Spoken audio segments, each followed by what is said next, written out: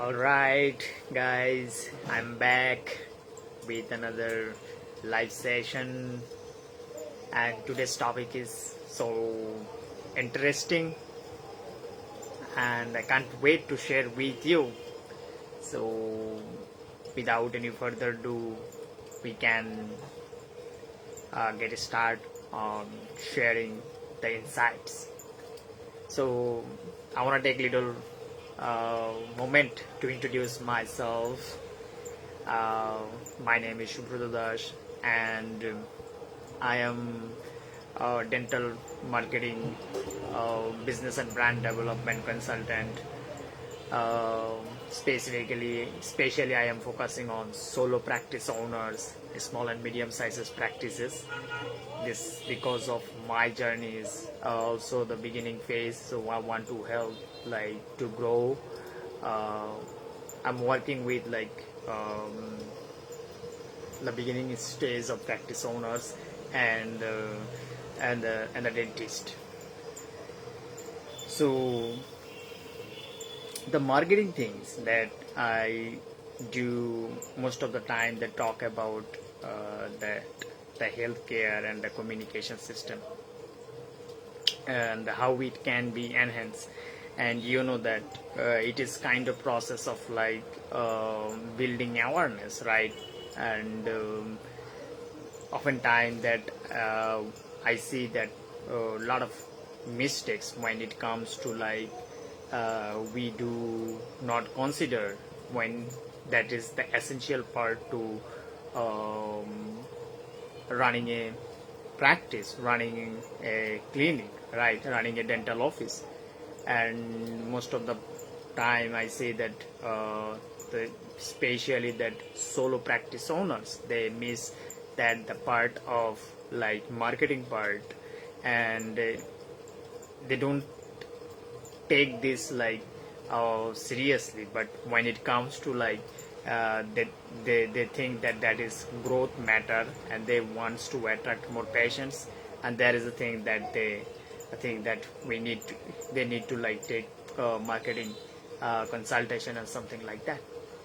So yeah, so that process, it is also like marketing is so important that first of all that we need to really know about that who do we want to market our practice. And there are several things that we need to do before we market our practice, right?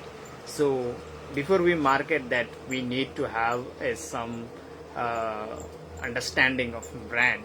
Let's say that when you know your brand is defined, and then it is much more easier to breaking those downs, that what are some things that you will require in order to communicate and market your practice and market your offers. So yeah, so mark since I'm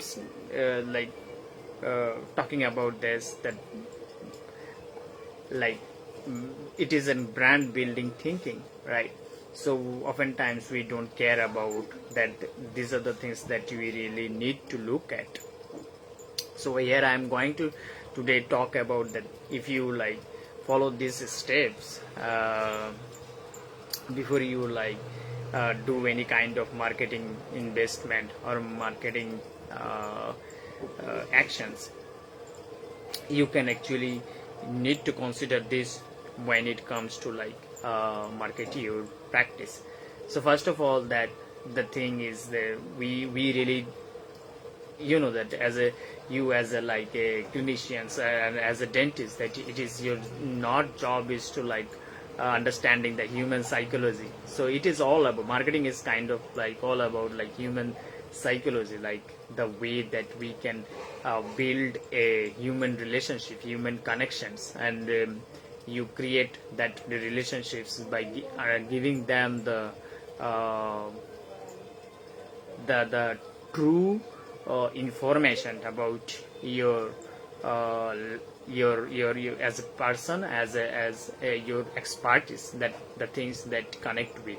And before do anything, before you do anything, that the first thing that you really need to know about your ICP. I see that a lot of mistakes that even it you know that it's not a year, like you even don't have any idea about that what is like ICPs, that you just know that when I have a you have that degree of dentistry, and you just have the opened a clinic and opened up the clinic, and you just started to like um, started giving services like treatments, and you have everything that you know, that the things that you need to have, that clinical things, and some other things that you really need to care about, to create a first impressions in physically.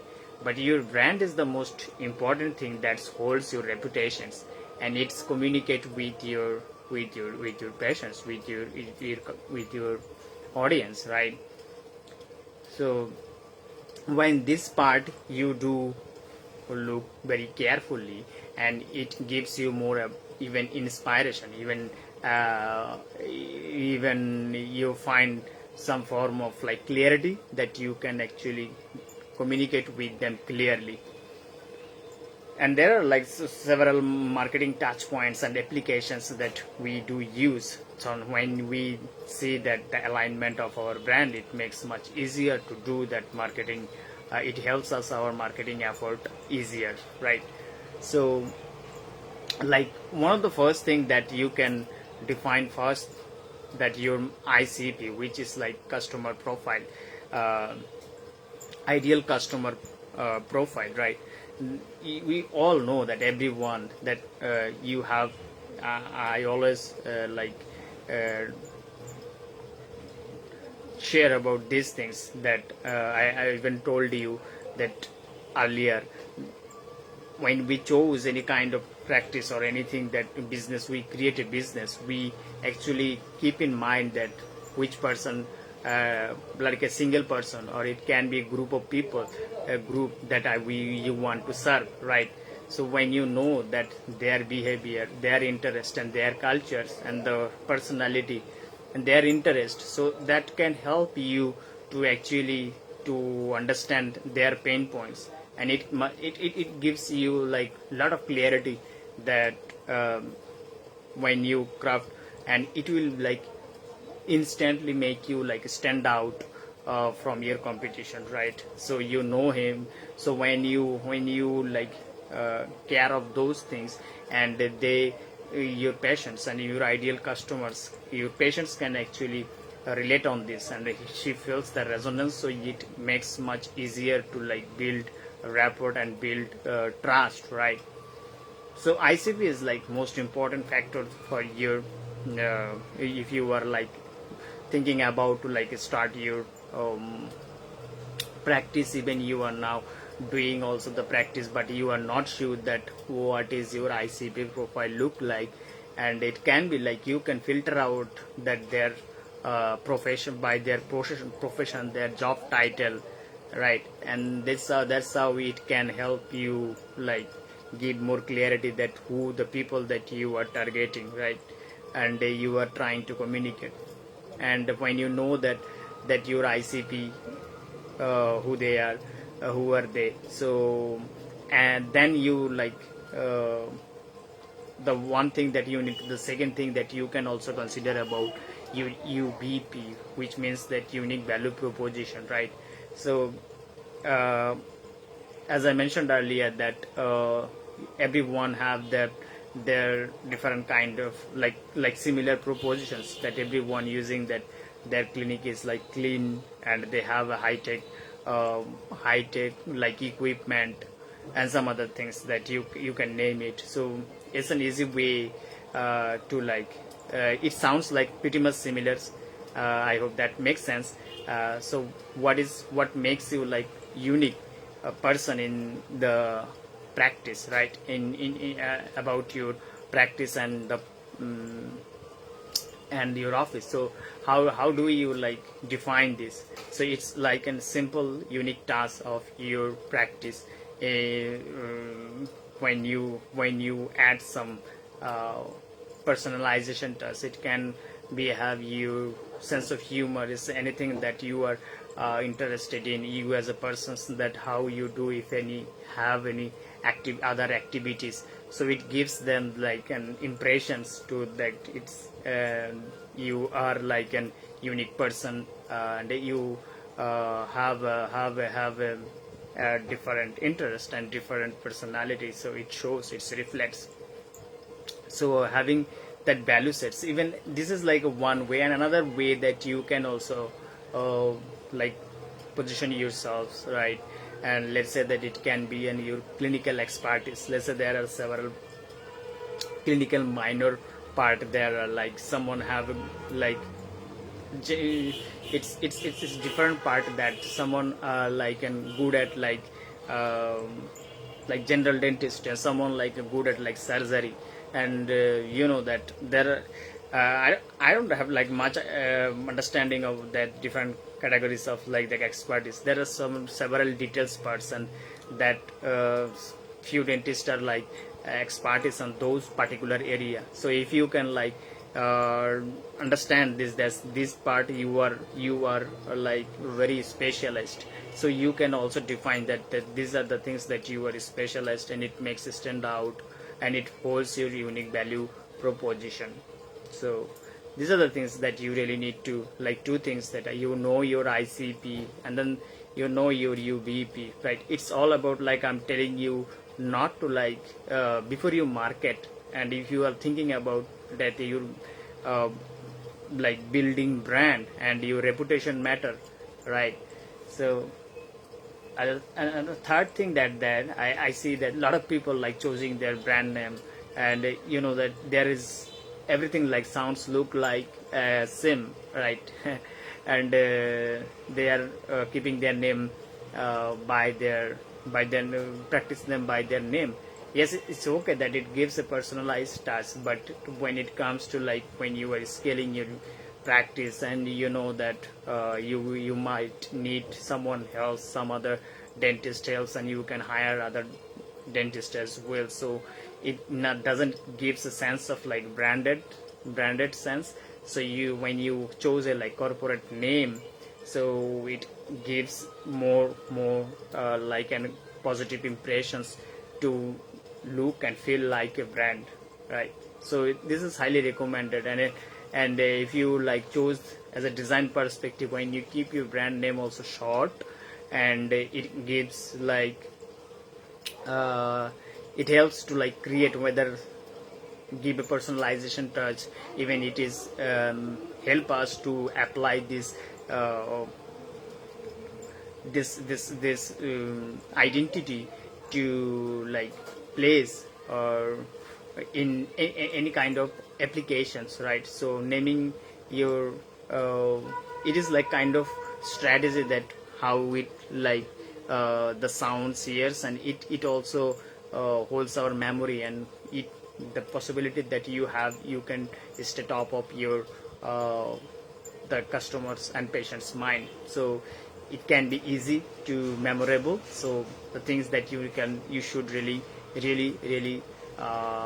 consider when it comes to like when you are trying to building brand for your dental practice, right? The three things that we have covered, which is like first thing that you know your ICP, so you cannot like target everyone, so you need to focus on like a customer ideal customer profile. It can be avatar, and you can imagine that persons that you are talking with and speaking with, and that's the thing that you need to know. And second thing that UBP, which means that's unique value proposition, what makes you difference, what is your unique strength, right? So when you differentiate these things, it makes immediately like stand out, and also gives the patients when you craft clear masses and give them masses, that it easily gives a sense of like that what makes you difference, and help them to take a decision, right? And the third thing is that it's that you are focusing on building brand, you are focusing on sustainability. So picking a short memorable name is a plus point. And it helps also like SEO, it helps us also like uh, like word of mouth marketing also work for well also. So if you like, you will have that better advantage if you chose the suitable name. And the third thing that I'm going to share with you, that most of the people's that practices that I see, that the visual identity, they are everyone like using the same concept, that having a tooth sign, and then they place their name alongside. And just think about it, there's everyone, if like look that same way, that they wants to like attract their patients in such way, there is no creativity, right?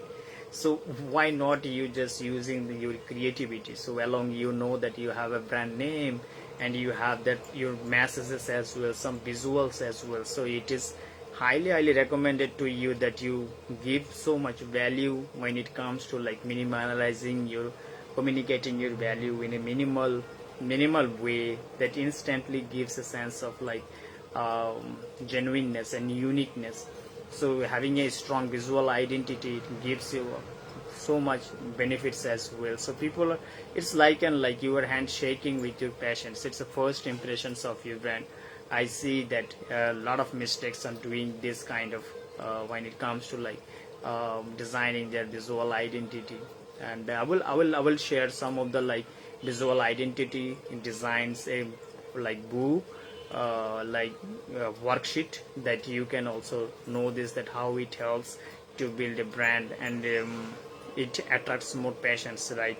And patients actually remember this, and they memorize it for long when you design this in such cool way. So you just need to be here creative as well, right?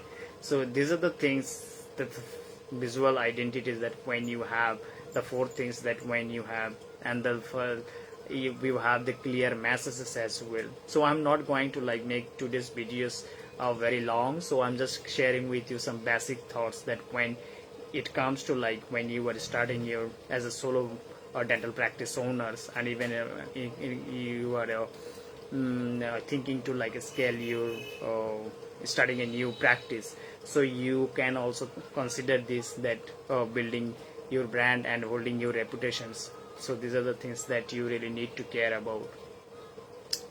So yeah, so the fourth thing that we have covered, the final things, that the bonus things that I can share with you, which is like which is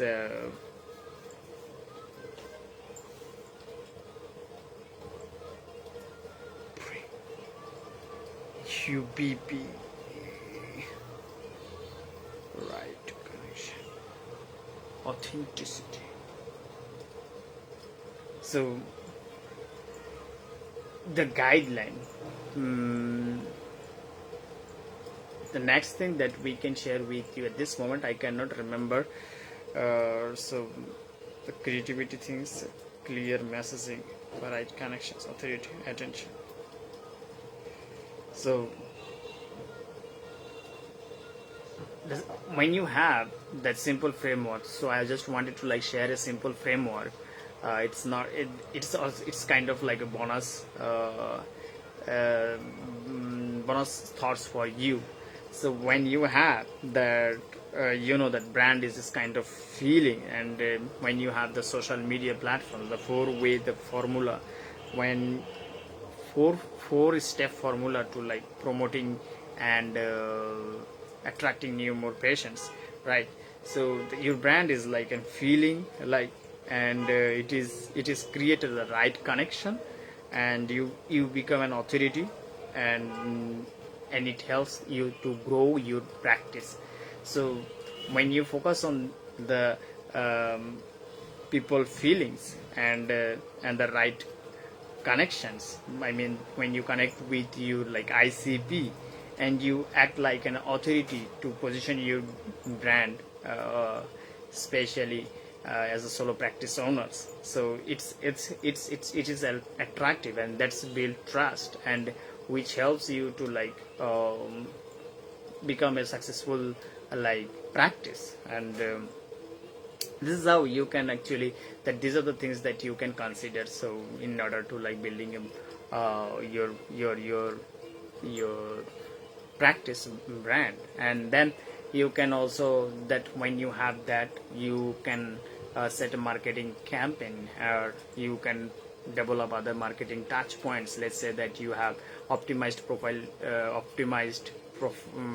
social media presence, and there you have everything that branded, messages are aligned, and you have the websites which is also optimized as well.